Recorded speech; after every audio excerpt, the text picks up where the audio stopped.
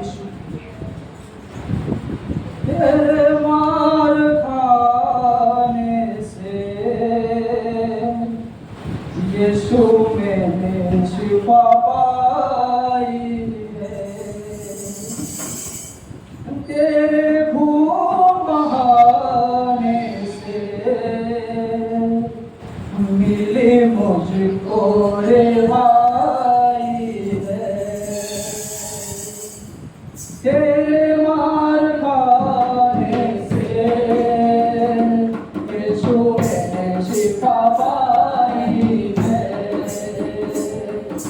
तेरे खून बहाने से मिली मुझको रिहाई है। फिर से एक बार तेरे मार खाने से, तेरे मार खाने से यीशु मैंने शिफा पाई है।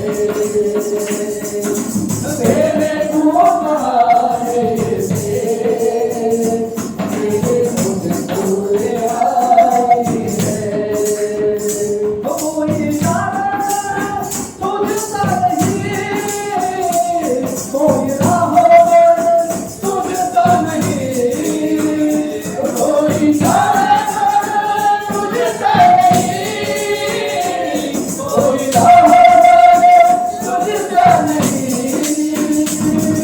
तूने अपनी जान दे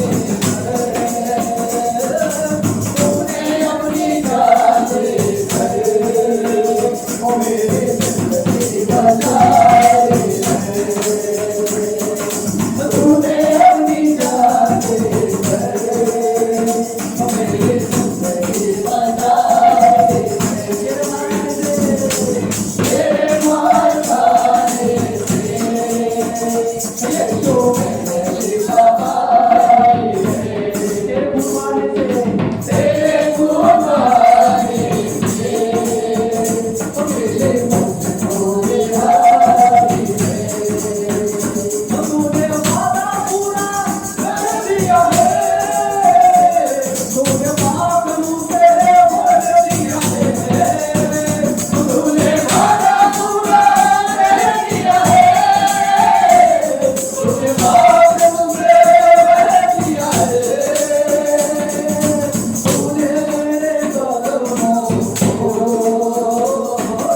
तूने मेरे कदमों को आसमां दिखाई है। तूने मेरे कदमों को आसमां दिखाई है। तेरे मार खाने से यीशु मैंने शिफा पाई है। तेरे खून बहाने से मिली मुझको रिहाई है। मैं हरदम यीशु की परिभावना सुनाता हूँ। मैं हरदम यीशु की परिभावना सुनाता हूँ। मैंने अपनी सांसों में, मैंने अपनी सांसों में मेरी खुशबू बसाई है। मैंने अपनी सांसों में मेरी खुशबू बसाई है। तेरे मार खाने से यीशु मैंने शिफा पाई है।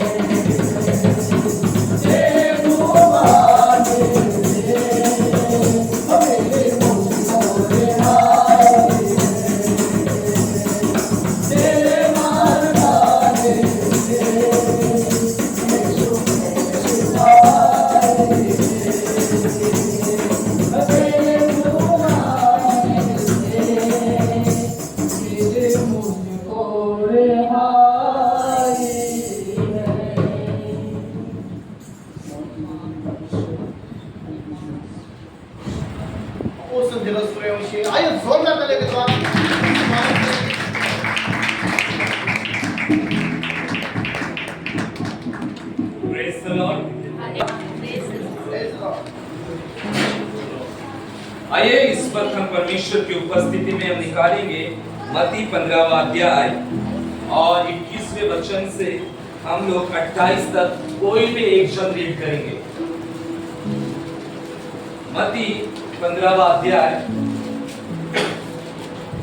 और 21 से आगे हम लोग रीड करेंगे।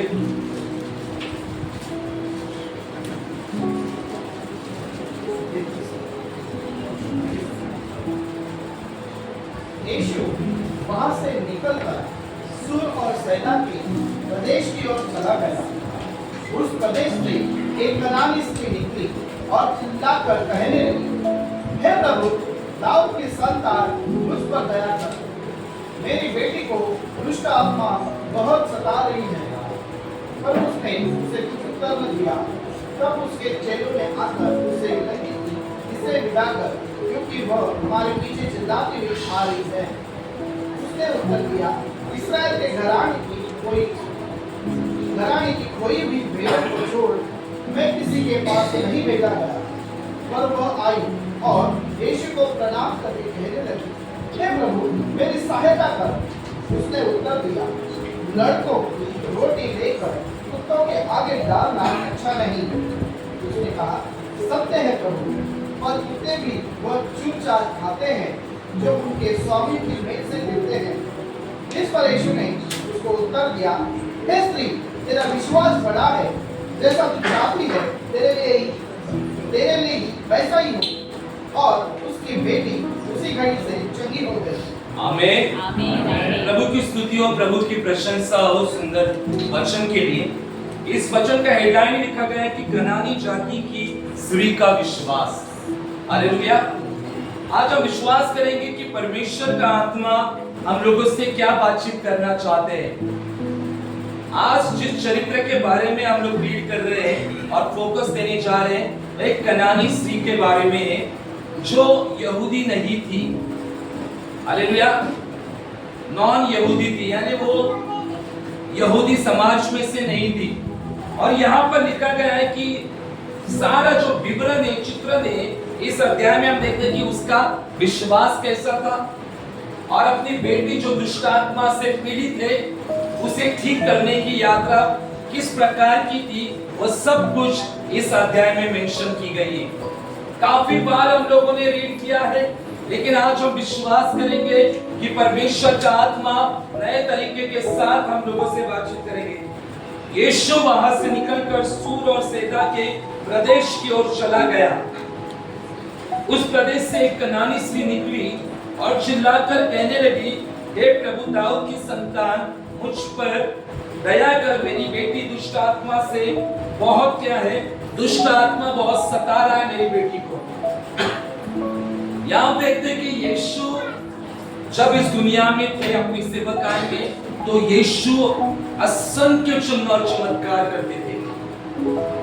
यीशु को एक मिनट के लिए भी समय नहीं रहता था और प्रतिदिन दुष्ट आत्माओं से लोगों को आजाद करते थे, बीमारों को चंगा करते थे। और ऐसी परिस्थिति में ये यीशु के पीछे आई है और जोर से चिल्लाकर यीशु को कहती है कि हे दाऊद की संतान, मुझ पर दया कर, मेरी बेटी दुष्ट आत्मा से बहुत पीड़ित, यानी दुष्ट आत्मा उसको सता रहा है। यीशु ने उसे कुछ उत्तर नहीं दिया। तब चेलों ने आकर उससे विनती की कि इसको विदा करो, क्योंकि ये बहुत पीछे चिल्लाते हुए आई है। इस अध्याय में हम देखते हैं कि इस महिला अपने बेटी के उपचार के लिए यीशु के पीछे यात्रा कर रही है। हालेलुया। और यात्रा के दरमियान उसे क्या क्या एक्सपीरियंस होता है, वो सब कुछ इसमें लिखा गया है। हम लोग भी यात्रा कर रहे हैं, है ना? हम भी परमेश्वर के राज्य में यात्रा कर रहे हैं और हम भी बहुत सारे अनुभव में से होकर जा रहे हैं। हालेलुया। बुरे अनुभव में से होकर जाते हैं, दुख में से होकर जाते हैं, अच्छे अनुभव में से होकर जाते हैं, लेकिन सभी अनुभव में पवित्र आत्मा हमारे साथ रहते हैं। हालेलुया। परमेश्वर हमें कभी छोड़ता नहीं, कभी त्यागता नहीं, क्योंकि परमेश्वर की योजनाएं हमारे लिए बहुत अलौकिक है। हालेलुया। परमेश्वर अलौकिक है और उसके हाथों में हमारा भविष्य है। ये महिला बहुत दुख में थी, निराशा में थी, बेटी को दुष्ट आत्मा बहुत सता रही थी और वह यीशु के पीछे आकर कहती है और यीशु ने उसे कुछ भी उत्तर नहीं दिया। एक पल के लिए कल्पना कीजिए कि आप उस महिला के जगह पर होते तो आप क्या महसूस करते थे कि मैं प्रभु को बात कर रही हूं और प्रभु ने चुप्पी को रखा है ना।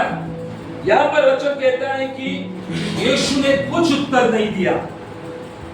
महसूस करो कि उसे कितना दुख हुआ होगा, कितनी निराशा हुई होगी कि उसने यीशु को कहा था, ये दाऊद की संतान मुझ पर दया कर। इतना सब कहने के बावजूद भी यीशु ने उत्तर नहीं दिया। अरे यहां पर हम देखते हैं कि यीशु की चुप्पी को देखते हैं। चुप्पी यानी क्या? शांत, यानी यीशु ने कुछ उत्तर नहीं दिया था। कई बार हम प्रार्थना करते हैं और हमें भी चुप्पी मिलती है, मिलती है कि नहीं? हमें प्रार्थना के जवाब नहीं मिलते। प्रार्थना के जवाब मिलने के लिए बहुत डिले हो जाता है और हम चुप्पी महसूस करते हैं कि नहीं?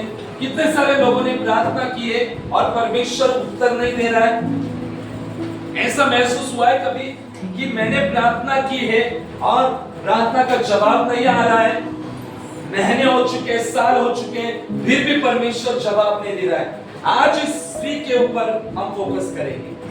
ये प्रभु को पुकार कर कह रहे दुख के साथ अपनी बेटी के लिए। बेटी को दुष्ट आत्मा बहुत सता रहा था और वो दुख में थी, निराशा में थी और प्रभु ने कुछ उत्तर नहीं दिया। प्रभु ने उसे कुछ भी उत्तर नहीं दिया। इसका मतलब वो वहां पर क्या हो चुकी थी? इग्नोर हो चुकी थी। इग्नोर को हिंदी में क्या कहते हैं? Who will tell me?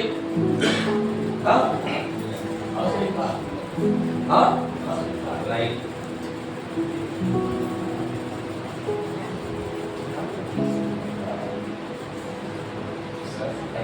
अस्वीकृति यानी अस्वीकार। हालेलुया। अस्वीकार होने के बावजूद इस महिला का प्रभु के ऊपर अटूट विश्वास था। हालेलुया। हमें भी अस्वीकारपन मिलता है कि नहीं अपनी जिंदगी में? तिरस्कार मिलता है, अपने लोगों से तिरस्कार मिलता है ना। हमें अस्वीकार किया जाता है, निराश किया जाता है। हालेलुया। कभी कभी परमेश्वर के लोगों के द्वारा भी हमें अस्वीकृति मिल जाती है। बाहर के लोग तो दूर रह गए, लेकिन परमेश्वर के लोगों के द्वारा भी हमें इग्नोरेंस मिलता है। ऐसी परिस्थिति में हमें क्या करना है? यहाँ पर अस्वीकृति के बावजूद भी उसका प्रभु के ऊपर अटूट विश्वास था। हालेलुया। क्या हमारा विश्वास है? हालेलुया। या नहीं? जब प्रभु हमें उत्तर नहीं देता तो हम क्या करते हैं? और प्रार्थना करते हैं। ये सी ग्रुप है, ये ग्रुप। जब प्रभु हमें उत्तर नहीं देता है तो हम क्या करते हैं? प्रार्थना करना बंद कर देते। बी ग्रुप, चर्च आना बंद कर देते। ज्यादा इसमें तो क्या आता है? और प्रार्थना करते। बी ग्रुप, निराशा आ जाती। जो रियल है वो रियल, और नहीं बताया कुछ, निराशा आ जाती है। जब प्रभु उत्तर नहीं देता तो बहुत लोग प्रार्थना करना बंद कर देते, बहुत लोग चर्च आना बंद कर देते, बहुत लोग व्यक्तिगत प्रार्थना बंद कर देते और उनको लगता है कि मुझे अस्वीकार किया गया है, अब प्रभु कुछ भी काम नहीं कर रहा है, आप चलो जाने दो, कुछ होगा नहीं। भविष्यवाणी तो हुई है लेकिन पूरी नहीं हो रही है। 10 साल हो चुके हैं, कुछ भी रिजल्ट नहीं आ रहा है। ऐसे बहुत सारे विचार आ जाते हैं, आते कि नहीं? प्रभु कुछ नहीं कर रहा है। प्रभु ने तो कहा था आशीष दूंगा, ये करूंगा, वो करूंगा, घर दूंगा, गाड़ी दूंगा, ये करूंगा, लेकिन कुछ भी नहीं हो रहा है। कभी कभी जानबूझकर परमेश्वर चुप्पी को रखता है। आपको पता है परमेश्वर के चुप्पी के पीछे मकसद होता है। यहाँ पर यीशु ने चुप्पी को रखा था और चुप्पी को रखने के बावजूद भी आगे क्या हुआ? यीशु के ओर से उसको चुप्पी ही मिली, यानी कुछ भी उत्तर नहीं मिला। और उत्तर न मिलने के बाद में क्या हो जाता है, तब उसके चेलों ने आकर उससे विनती की। यीशु के पास हमेशा चेले रहते थे। तब चेलों ने आकर उससे विनती की, यीशु को विनती की, इसको विदा कर दो। किसको विदा कर दो? स्त्री को विदा कर दो, वह हमारे पीछे चिल्लाती हुई आ रही है। इस मामले को और बदतर करने के लिए यीशु के चेले वहां पर उपस्थित थे। हालेलुया। ये मामले को यीशु को और बदतर करने के लिए, इस महिला को और निराश करने के लिए यीशु के चेले वहां पर काम कर रहे थे। कभी कभी हमारे जीवन में भी और समस्या बदतर करने के लिए कुछ लोग भी होते हैं। हालेलुया। उसके बावजूद भी हमें यीशु पर विश्वास करना है। यहां पर देखो, यीशु ने पहले चुप्पी को रखा था, वो फिर भी चुप्पी को एक्सेप्ट करती है और आगे की ओर बढ़ती है। और आगे की ओर बढ़ने के बाद में यीशु के चेले भी उसको क्या करते हैं?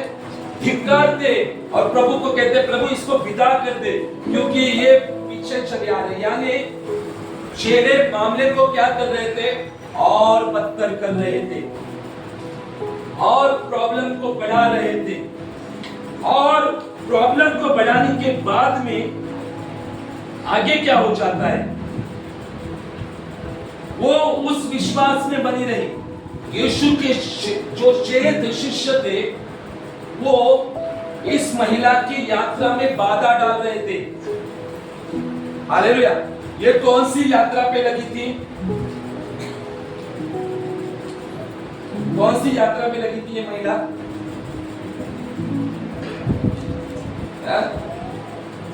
नाखून मत खाओ, दुष्ट आत्मा को चलाना, छुटकारे, अपने बेटी को ठीक करने की यात्रा में लगी थी। और इस यात्रा में इसको पहली चुप्पी परमेश्वर के द्वारा, यीशु के द्वारा मिलती है, और दूसरा इग्नोरेंस चेलों के द्वारा मिलता है। यानी इससे अपने मार्गों में बाधा और बाधाएं मिलती है। उसके बावजूद भी ये विश्वास में मजबूत थी। इस स्त्री का विश्वास विचलित नहीं हुआ, ये विश्वास में मजबूत रही। और आगे हम देखते हैं, चेले कहते हैं कि उसको विदा करो, क्योंकि ये चिल्लाते हुए हमारे पीछे आई है। तब यीशु ने अपने चुप्पी को खोला, और चुप्पी खोलने के बाद में यीशु ने क्या कहा? यीशु ने कहा, इस्राएल के घराने की कोई भी भेड़ को छोड़ मैं किसी के पास भेजा नहीं। देखो, ये महिला यहूदी नहीं थी, और यीशु वहां कहता है कि मैं सिर्फ इस्राएल के लोगों के लिए, इस्राएल के खोए हुए भेड़ों के लिए भेजा गया हूं। सोचो, ये सुनने के बाद में ये महिला कितनी दुखी हुई होगी। अगर आप इस महिला के जगह पर होते थे तो क्या करते? कभी कभी हो जाता है ना, हाँ? क्या हम ऐसा सामना करते कभी कभी हमारे जिंदगी में? निराशा का सामना, उदासी का सामना, अस्वीकारपन हमारे जिंदगी में आ जाता है, हमें नकारा जाता है, हमें पीछे धकेला जाता है, पीछे किया जाता है। उसके बावजूद हम क्या करते हैं? परमेश्वर के राज में प्रार्थना में आगे बढ़ते हैं, विश्वास में आगे बढ़ते हैं, या पीछे चले जाते हैं? यीशु ने कहा कि मैं इस्राएल की खोई हुई भेड़ों को उनके लिए ही मैं भेजा गया हूं। ये सुनकर वो और निराश होना चाहिए थी, लेकिन ये महिला निराश नहीं हुई। हालेलुया। यहाँ पर कौन सी बात को हम लोग देखते हैं ज्यादा करके? उसका तो विश्वास देखते हैं, लेकिन यीशु वहां पर क्या कहता है? मैं इस्राएल के लोगों के लिए भेजा गया हूं। वहां पर यीशु सामाजिक, धार्मिक बातों को बता रहा था। याद रखो, सामाजिक, धार्मिक और उस जमाने की प्रथा, परंपरा, परंपरा। ये बात यीशु ने वहां पर पेश की थी। याद रखो कलीसिया, परमेश्वर के लोगों, यीशु ने क्या कहा? मैं तो सिर्फ मेरे समाज के लिए आया हूं, है ना? ये मैं कह रहा हूं क्या? ये वचन कह रहा है। यीशु ने कहा मैं तो मेरे इस्राएल के लिए भेजा गया हूं, तुम्हारा मुझे कुछ पता नहीं। ये बात सुनकर भी ये महिला निराश नहीं हुई। हालेलुया। ये महिला का इतना बड़ा विश्वास था, इस महिला ने सामाजिक धार्मिक प्रथा परंपरा को क्रॉस किया विश्वास से। हालेलुया। और क्रॉस कर वो आगे बढ़ी। जो प्रभु में विश्वास करते हैं वे सामाजिक धार्मिक प्रथा परंपरा के बाहर चले जाते हैं, बाहर होकर प्रभु में आगे बढ़ते हैं। हालेलुया। Praise the Lord. विश्वास सामाजिक पारंपरिक प्रथा में रहना नहीं चाहिए। हालेलुया। कितने सारे लोग आज भी सामाजिक धार्मिक प्रथा परंपरा में रहते हैं, रहते कि नहीं? कितनों ने होली की?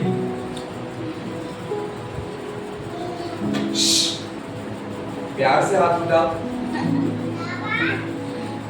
हाँ? प्यार से हाथ उठाओ। किसी ने नहीं किया। विश्वास सामाजिक धार्मिक प्रथा परंपरा को क्रॉस करता है।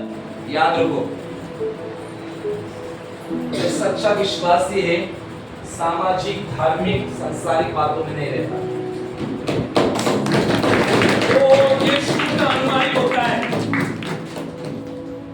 यीशु के आसपास बहुत सारे लोग थे और यीशु के ऊपर उंगली भी करना चाहते थे कि ये तो इस्राएल के लिए आया है। तो अभी यीशु क्या उत्तर देगा? ये भी लोग देख रहे थे, वॉच कर रहे थे।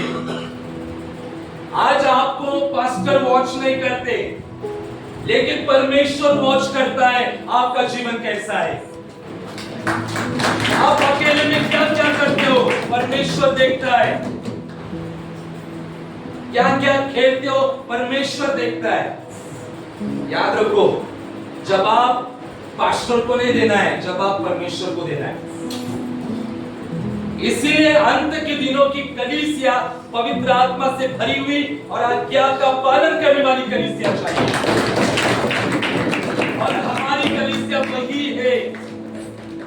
आज्ञा का पालन करना, पवित्रता को प्रकट करना, पाप के बारे में बताना, यह हमारी कलीसिया है। हमारी कलीसिया ये नहीं तुमको बंगला मिलेगा, तुमको गाड़ी मिलेगी, तुमको ये मिलेगा, तुम्हारी सिचुएशन देखकर वचन दिया जाएगा, ऐसा नहीं। ऐसे बहुत सारी कलीसिया है, सामने वाले की सिचुएशन देखकर वचन दिया जाता है, सिचुएशन देखकर प्रोफेसी की जाती है। मैंने खुद एक्सपीरियंस लिया है, सिचुएशन देखकर प्रोफेसी करना, लेकिन हमारा ऐसा नहीं।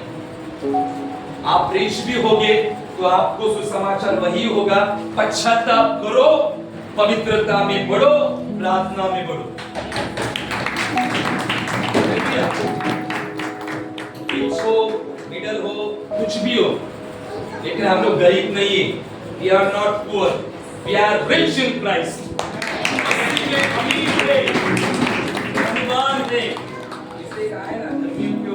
बहुत से आशीर्वाद होते हैं। नीति वचन 10 में आई थिंक लिखा है, हालेलुया। हम लोग धर्मी हैं किसके द्वारा? अब्राहम के द्वारा या यीशु के द्वारा? हालेलुया।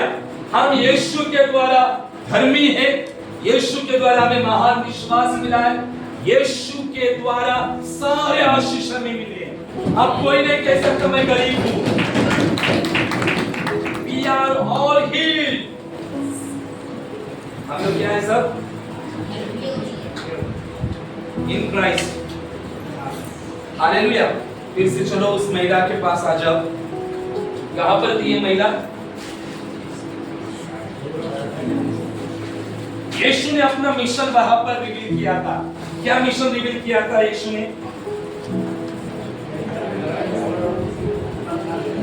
हाँ? यीशु ने वहां पर ये बात कही और वहां पर विराम बिंदु आ गया। विराम यानी क्या? हाँ? विराम को क्या कहते हैं इंग्लिश में? हाँ? विराम बिंदु यानी क्या? नहीं पूछ रहा, मुझे मत पूछो, नहीं पूछ रहा। विराम बिंदु यानी क्या? हाँ? प्रश्न चिन्ह को क्या कहते हैं? Option mark. इससे मैं पूछ रहा हूँ कलीसिया, विराम बिंदु यानी क्या? पीछे हाँ?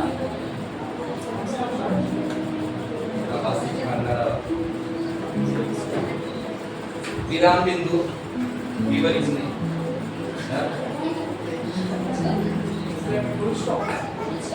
फुल स्टॉप आ चुका था वहां पर, यानी स्टॉप। पहला अस्वीकार यीशु के द्वारा हुआ था, चुप्पी। दूसरा, मामले को और बदतर करने के लिए चेले वहां पर थे, है ना। कभी कभी हमारे प्रॉब्लम को और ज्यादा बढ़ाने के लिए हमारे आसपास के लोग रहते हैं। परमेश्वर कुछ नहीं कर रहा है, क्या फायदा चर्च में जाकर? परमेश्वर कुछ नहीं कर रहा है, हाँ? वो ऐसा है, वो वैसा है, ये ऐसा है। और टेंशन देने वाले लोग ना हमारे करीबी लोग होते हैं।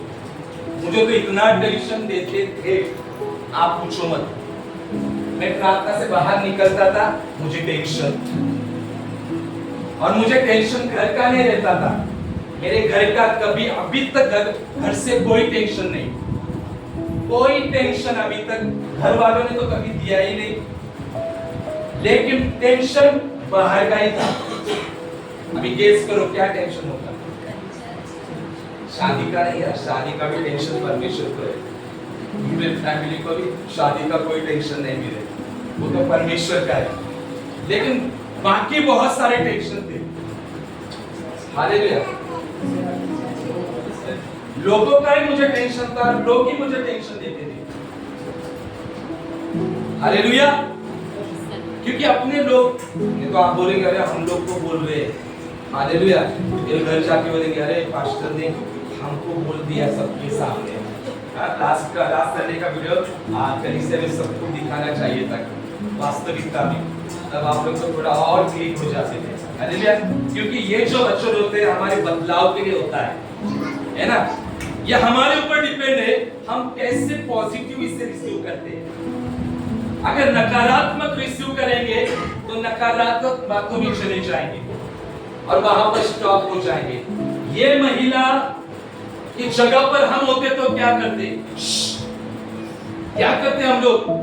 पहले यीशु ने चुप्पी, फिर चेलों के द्वारा मामले को बदतर किया गया, फिर यीशु ने तीसरी बार मुंह को खोला, और मुंह खोलने के बाद यीशु ने डायरेक्ट सामाजिक बातों के ऊपर ही लेक्चर दिए थे, यानी बातें की थी, और वहां पर स्टॉप किया था प्रभु ने। लेकिन ये स्टॉप होने के बावजूद भी ये महिला स्टॉप नहीं हुई।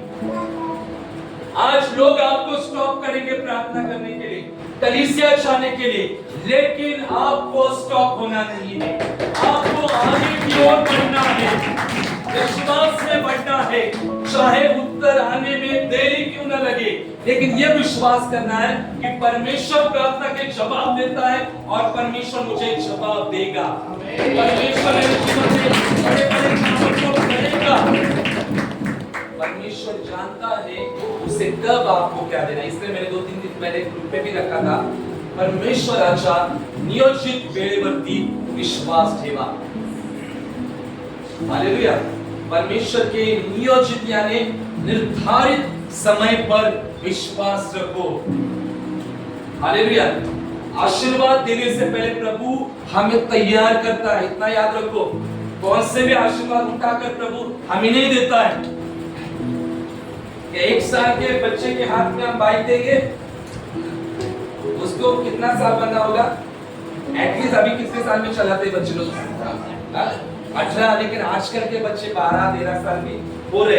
लेकिन वास्तविक हमारा जो आंकड़ा है वो 18 है ना। माता पिता बाद में माता पिता बच्चों के हाथ में 18 साल के बाद में देते हैं, वैसे भी परमेश्वर को पता है कौन सी आशीष आपको कब देनी है। क्या उस आशीष के लिए आप तैयार हो? क्या विश्वास में आप तैयार हो?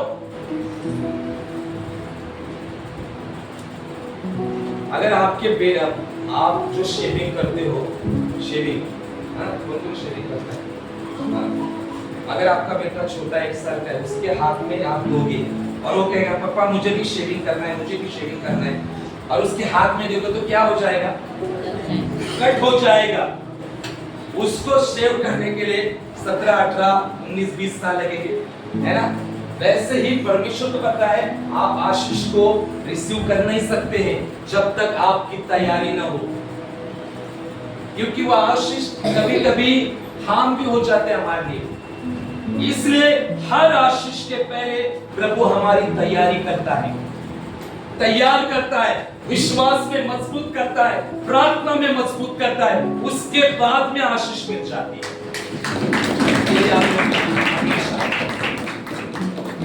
यीशु के साथ ऐसा ही हुआ था। यहाँ पर यीशु का बहुत बड़े विश्वास की परख हो रही थी, और वो कहने के बावजूद यीशु कहता है मैं तो इस्राएल के पास आ चुका हूँ। तब उसने उत्तर दिया, वो आई और यीशु को प्रणाम कर कहने लगी, हे प्रभु मेरी सहायता कर। आपको पता है कि ये यीशु को जानती थी, पर्सनली जानती थी यीशु को। चलो, यीशु को जानती थी ये महिला। अगर नहीं जानती थी तो ये इसने क्यों कहा है दाऊद की संतान मुझ पर दया कर? इसका मतलब ये महिला यीशु के बारे में जानती थी। और आपको पता है अगर आप मरकुस 7वां अध्याय रीड करोगे तो आपको पता चलेगा ये इसके घर में यीशु गया था, और लोग बहुत आने के बाद में यीशु वहां से निकला तुरंत। बाद में मरकुस 7वां अध्याय रीड करोगे तो आपको पता चलेगा फिर एक घर से दौड़ती दौड़ती यीशु के पीछे आई थी। देखो यीशु घर से निकला था, पहले घर में गया और घर से निकला, फिर भी इसने यीशु को छोड़ा नहीं, और ये यीशु के पीछे पीछे आ गई। इतना बड़ा विश्वास ये महिला के पास। क्या आज यहाँ पर बैठी हुई महिला ऐसा विश्वास है आपके पास? अगर प्रभु उत्तर नहीं देता तो जाने दो, क्यों प्रार्थना करती है? एक संडे आएंगे ना तो चलेगा। ऐसे है महिला यहाँ पर, ऐसे लोग यहाँ पर है। प्रभु घर से निकला उसके, फिर भी इसने प्रभु को छोड़ा नहीं। हम अपने घरों से नहीं निकलते, मुश्किल से एक संडे निकलते, मुश्किल से कुछ लोग, है ना? हालेलुया। और वो प्रभु के पास आकर उसने दंडवत किया, प्रणाम करके कहने लगी, हे प्रभु मेरी सहायता कर। फिर प्रभु देखो क्या कहता है। प्रभु कहता है कि लड़कों की रोटी लेकर कुत्ते के आगे डालना अच्छा नहीं। ये तो स्टेटमेंट इतना दुख करने वाला था, निराश करने वाला था। आप लोग होते तो क्या करते? प्रभु ने उस महिला को क्या कहा? क्या कहा? बोल दो। ये ग्रुप बहुत बात करता है, बी ग्रुप ज्यादा बात नहीं करता है। सी ग्रुप, डी ग्रुप बोलो। हाँ, ये ग्रुप ने तो बताया, बी ग्रुप। प्रभु ने उनको क्या कहा? सी ग्रुप। प्रभु ने कहा बच्चों की रोटी लेकर कुत्तों के आगे डालना अच्छा नहीं। हालेलुया। उसने कहा सत्य है प्रभु।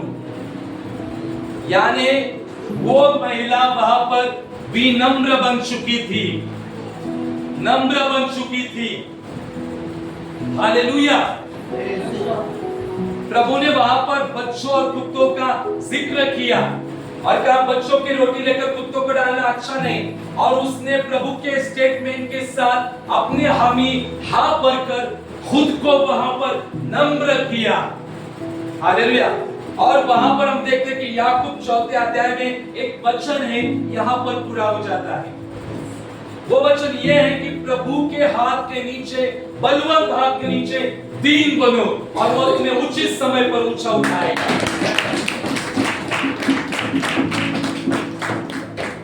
वो वहां पर नम्र हो जाती है और वो प्रभु के स्टेटमेंट में हाँ भरती है और कहती है, हाँ प्रभु, कुत्ते भी तो अपने स्वामी के मेज पर से जो चूर चार जो गिरता है उसको खाकर क्या होते हैं, तृप्त होते हैं। हालेलुया।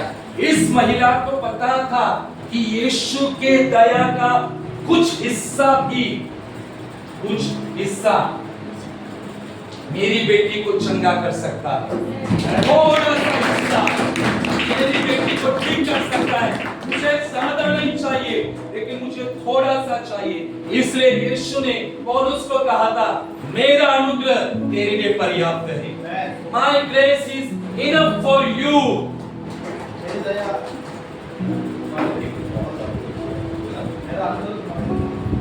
इसके लिए मेरा अनुग्रह तुम्हारे लिए काफी है। यहाँ पर ये महिला नम्र हो चुकी थी, सारी सीमाओं को इसने पार किया था।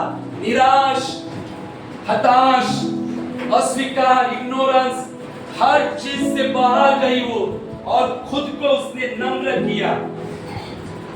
हालेलुया। और खुद को नम्र कर कर ये प्रभु के पास गई और प्रभु को कहते हैं कि थोड़ा सा हिस्सा, थोड़ा सा छोटा सा हिस्सा अगर मिलेगा तो मेरी बेटी क्या हो जाएगी, चंगी हो जाएगी, छुटकारे को प्राप्त करेगी। ये महिला वहां पर नम्र हो चुकी थी। कलीसिया परमेश्वर उन्हीं लोगों को ऊंचा करता है जो नम्र होते हैं। हालेलुया। आप जितना नम्र होंगे, लोगों के सामने दीन बनोगे, परमेश्वर उतना ही आपको ऊंचा उठाएगा, आपको ऊंचे स्थान पर लेकर जाएगा। लेकिन बहुत सारे लोग को नम्र होना अच्छा नहीं लगता। मैं क्यों खुद बात करूं, मैं क्यों उसको सॉरी बोलूं, उसने मेरा अपमान किया, इंसल्ट किया है, मैं खुद क्यों जाकर उससे बात करूं। कई बार ये मनोभावनाएं मसीहत लोगों के जीवन में आती है। लेकिन आज परमेश्वर का वचन ये महिलाओं के द्वारा हमें सिखा रहा है कि नम्रता होना बहुत जरूरी है। ये महिला ने नम्रता को रखा और नम्रता रखकर विश्वास के साथ आगे चली। वो डगमगाई नहीं, निराश हुई नहीं। आज कलीसिया परमेश्वर के लोगों, आपको भी डगमगना नहीं। हालेलुया। परमेश्वर प्रार्थना के जवाब देने में विलंब क्यों न करे, आपको विश्वास में डगमगाना नहीं है, प्रार्थना करना बंद नहीं करना है। अगर आप सोचो, आप यहां पर आते, फॉर एग्जाम्पल के लिए मैं बता रहा हूं, और मेरे सामने आकर कहा, पास्टर जी मेरे लिए प्रार्थना करो, और मैंने आपको इग्नोर किया, तो आप क्या करोगे? बोलो जल्दी। चर्च के बाहर ही जाकर उधर ही गेट के सामने चर्चा शुरू हो जाएगी। आया ना? सच बात, सही बात है कि नहीं? एक रियलिटी, वास्तविक बात है। अरे पास्टर ने सामने होकर प्रार्थना नहीं की, ऐसे पास्टर होते हैं क्या? उनके लिए रखा है, इतना कॉल करते, कॉल उठाते नहीं, ऐसे पास्टर होते हैं क्या? अभी किया ऐसा? आप इस महिला की जगह पर होते तो क्या करते? प्रभु ने तो कुछ भी रिस्पांस नहीं दिया। या पास्टर तो आपको रिस्पांस देते, कॉल उठाते। कभी कभी हो जाता है ना, कभी कभी कॉल नहीं उठाते हम लोग, क्योंकि हम लोग प्रार्थना में होते हैं। उसके बाद में आपका जो रिस्पांस आता है ना, वो असली आपका विश्वास है और असली हृदय है पास्टर के लिए आपका। अगर आप कहते नहीं, मेरे पास्टर प्रार्थना करते होंगे और वो मेरे लिए कॉल भी नहीं उठाए, फिर भी मेरे लिए प्रार्थना करते, तब आप सच्चे हृदय से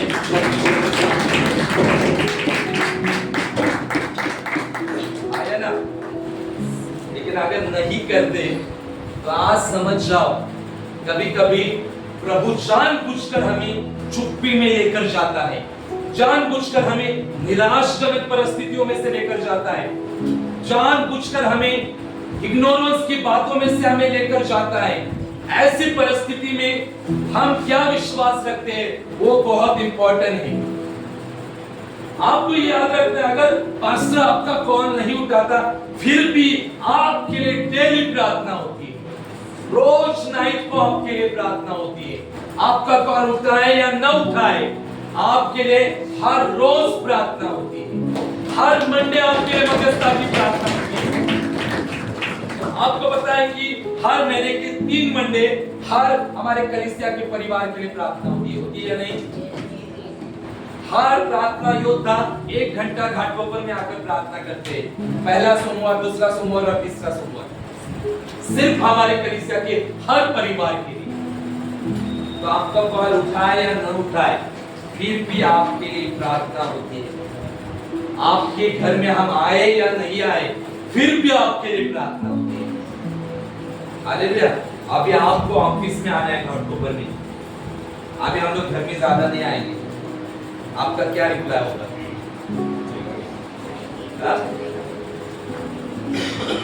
आपका क्या रिस्पांस होगा? अच्छा, हालेलुया। अभी हमारा घाटोपर में ऑफिस है ना, प्रॉपर्टी का ऑफिस, हालेलुया। अभी ज्यादा विजिट वहां होगा, घर में भी विजिटिंग होगी, घर में भी प्रार्थनाएं होगी। ऐसा नहीं कि घर में महीने में एक बार तो होगी, लेकिन पास्टर को मिलना होगा, प्रॉपर्टी ऑफिस में आकर मिलना है, वहां पर आकर प्रार्थना करनी है। हालेलुया। वहां पर आकर सलाह केंद्र का जो टाइम है उसमें समय बिताना है, काउंसलिंग सेंटर। हालेलुया। तो याद रखो कि विश्वास जो है वो बहुत बड़ी चीज है, और हमारी कलीसिया से परमेश्वर कहता है कि विश्वास में आगे बढ़ो। लोग आपको निराश करेंगे, लोग आपको पीछे खींचेंगे, लोग आपके विरुद्ध बातें करेंगे, डजंट मैटर, हमें उन बातों को देखना नहीं, हमें विश्वास में आगे बढ़ना है। हालेलुया। ये महिला को कितना इग्नोरेंस मिला, कितना निराशजनक बातों में से ये होकर गई, फिर भी ये रुकी नहीं, ये आगे बढ़ती गई, बढ़ती गई, बढ़ती गई। और फिर ये कहते हैं कि चूर-चार भी कुत्ते खाते हैं अपने स्वामी के मेज पर से गिरे हुए, क्योंकि उसको पता था कि स्वामी के मेज से नीचे गिरा हुआ जो चूड़ा है, एक कण भी है, वो कण भी मेरी बेटी को चंगा कर सकता है। छोटा सा हिस्सा, छोटी सी बात भी मुझे तृप्त कर सकती है। हालेलुया। छोटी सी बात कुछ क्यों ना हुआ, हालेलुया, जो मेज से गिरी हुई बात, हालेलुया, मेज से गिरी हुई छोटा सा हिस्सा उसने रिसीव किया नम्रता के साथ, वो वहां पर नम्र हुई और वो छोटा सा हिस्सा उसने रिसीव किया, क्योंकि उसको पता था यीशु का जो छोटा जो हिस्सा है कृपा अनुग्रह का, वो काफी है। हालेलुया। जैसे 5 रोटी और 2 मछली में बहुतायत की आशीष आ चुकी थी, छोटा सा हिस्सा था, वो असंख्य लोगों को खिलाया। हालेलुया। वही बात यहाँ पर हुई थी। हालेलुया। और यीशु कहता है उसे कि जा, तेरे विश्वास के अनुसार तेरे साथ हो। और वचन कहता है कि उसी घड़ी उसकी बेटी दुष्ट आत्मा से ठीक हो गई, चंगी हो गई। हालेलुया। यहाँ पर यीशु ने यहूदी परंपरा को क्या किया? तोड़ा वहां पर, और यीशु ने वहां पर दिखाया और पेश किया। विश्वास बहुत कुछ कर सकता है। ये महिला का विश्वास मजबूत करने के लिए यीशु वहां पर चुप था। हालेलुया। यीशु जानबूझकर चुप बैठा था, क्योंकि यीशु को सिर्फ यहूदी लोगों के पास ही वो चूर-चार बेचना नहीं था, यीशु को वो चूर-चार पूरे संसार के पास बेचना था, अन्य जातियों के बेचना था, हमारे पास बेचना था। आज वो चूर-चार है ना, हम खा रहे हैं, पता है आपको?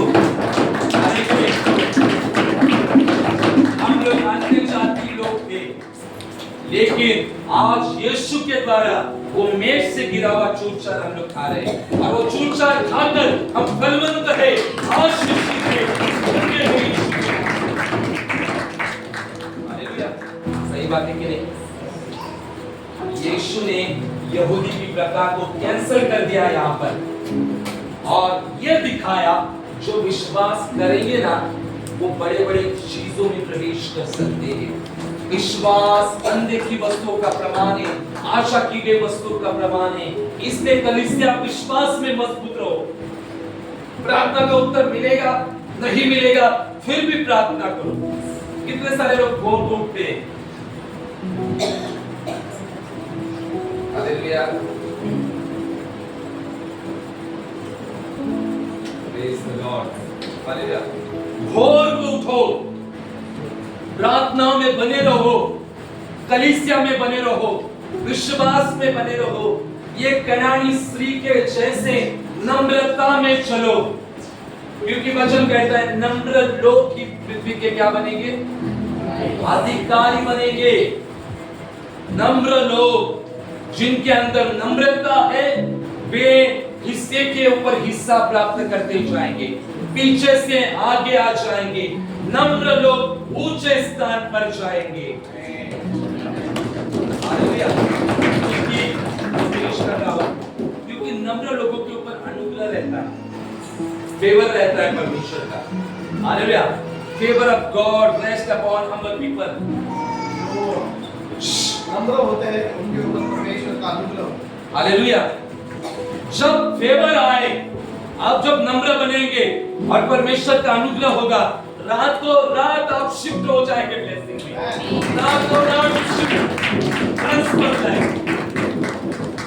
दाऊद का आज अभिषेक हुआ और दूसरे दिन वो महल में पहुंचाया गया। आया ना? क्योंकि दाऊद नम्र था, परमेश्वर के मन के जैसा था और जब उसका अभिषेक हुआ दूसरे ही दिन वो महल में पहुंचाया गया। हालेलुया। देखो दाऊद ने कभी सोचा था जो भेड़ बकरियों को चराने वाला महल में जा सकता है? तो आप सोचो अगर आप नम्र बनोगे, दीन बनोगे तो परमेश्वर आपको कहां से कहां पहुंचा सकता है। डायरेक्ट आपकी यात्रा महल में हो जाएगी। लोगों को नम्र बनना अच्छा नहीं है ना, नम्रता पसंद नहीं। मैं उसके सामने क्यों झुकूं, मैं उसके सामने क्यों नम्र बनूं, लोगों को पसंद नहीं। लेकिन परमेश्वर आकर्षित नम्र लोगों के ओर ही होता है। याद रखो, मैं आपको चाबी देता हूं, बहुत सारी चाबियां, उन बात में जिसका हम जीवित परमेश्वर का आदर करो। देखो हम लोग यहाँ फोन पर बात कर सकते हैं, यानी आप घर में क्या क्या कर सकते हैं। ये भवन है, यहाँ पर वेदी है, परमेश्वर का पैर यहाँ पर आ चुका है। हम यहाँ पर हम लोग परमेश्वर को, आप घर में देखो, आप सोच लो, मैं पहले चप्पल निकाल कर ही वचन देता था, फिर बाद में बोला ज्यादा वो नहीं हो जाएगा, वो चप्पल वगैरह, हाँ और एक्टिंग हो जाएगा ज्यादा, लेकिन मन साफ होना चाहिए, हृदय क्लीन होना चाहिए, चप्पल वगैरह कुछ नहीं है। फिर भी कभी कभी एक हृदय से एक होता है ना आस्था विश्वास, चप्पल निकालता और प्रभु भोजन नहीं करता, एक आस्था एक विश्वास, अपना अपना सबका एक फेथ होता है ना। तो इसीलिए परमेश्वर के उपस्थिति का आदर करो, बहुत आदर करो। आपको इग्नोरेंस मिलेगा, आपको धिक्कारा जाएगा, आपको कलीसिया में आकर कोई प्रेज द लॉर्ड भी नहीं करेगा, आपको देखकर मुंह टेढ़ा किया जाएगा, फिर भी विश्वास में बने रहो, फिर भी प्रार्थना में बने रहो। अरे उसने मुझे प्रेज द लॉर्ड नहीं किया, उसने मुझसे बातचीत नहीं किया, सामने से चले गए लेकिन बात नहीं की। अरे क्यों? हम लोगों के साथ कितना होता था ये, हम लोगों ने कभी बोला भी नहीं। कितनी बार हुआ है, कितनी बार सामने से कितने लोगों ने इनकार किया, इग्नोर किया है। अभी भी होता है। अभी हम लोग बाहर खड़े रहते हैं, पास्टर सामने कभी कभी ऐसे ही जाएंगे, हम लोग कुछ नहीं, हम लोग प्रभु है, हम क्या करने का है, प्रभु देख रहा है, हम लोग मैटर करते ही नहीं। इसलिए कहते ना नम्र लोग परमेश्वर को बहुत आकर्षित करते हैं। परमेश्वर का ध्यान इतना उनके ऊपर आ जाता है, नम्र बनो, दीन बनो, और देखो परमेश्वर क्या काम करता है। ये स्त्री के जैसे आज बनना है। How many people want to be like that woman? कितने लोग चाहते हैं कि स्त्री के समान बने? Hallelujah. Anyone? कितने लोग? Hallelujah. हम सब बनेंगे। Hallelujah. अभी आपको इग्नोर किया जाएगा तो क्या करेंगे? अभी पास्टर सपोज आपको इग्नोर करेगा, फोन नहीं उठाएगा आपका, आप क्या करोगे? वापिस फोन बालू करोगे, वापिस देखो ये वापिस करेंगे, लेकिन करेंगे हम। ये अच्छी बात है, करेंगे लेकिन हिम्मत नहीं हारेंगे आप। लेकिन पहली प्रार्थना पास्टर, हालेलुया, पास्टर कॉल नहीं उठाएंगे, फिर भी ये मन में रखना है कि हमारे लिए प्रार्थना कर रहे हैं। हालेलुया, आपको इग्नोर किया जाएगा, अस्वीकृति हो जाएगी, अस्वीकृति के बावजूद अटूट विश्वास करो। तो कलीसिया आना बंद, प्रार्थना में जाना बंद, ऐसी बातें हम लोग स्किप करेंगे और विश्वास में आगे बढ़ेंगे और अपने हिस्से को हम लोग क्या करेंगे? रिसीव करेंगे। आइए जोरदार ताली बजाएं।